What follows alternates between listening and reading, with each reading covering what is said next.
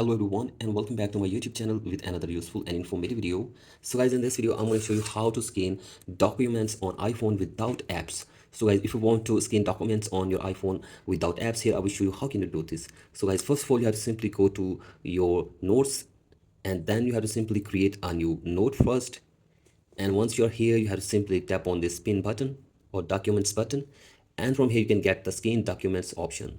So I simply tap on scan document option, and from here you can see you can easily scan your document using your notes app. So as you can see this, you can easily scan it very easily. So guys, in this way you can also scan and documents on iPhone without app. So guys, this is the first way, and the second way is that you can also scan your documents from your iPhone's camera. So as you can see this, if you open the camera of your iPhone, you can easily scan your document from here as well. So guys, you can see this, you can get the barcode and you can also scan all of your card from here. So guys, you can see this, you can easily scan it on your iPhone very easily using your camera. So guys, this is the way which you can use to scan documents on your iPhone without third-party apps. So guys, that's it for today's video. Hope this video helps you. Please like and subscribe to my YouTube channel as well. Thank you.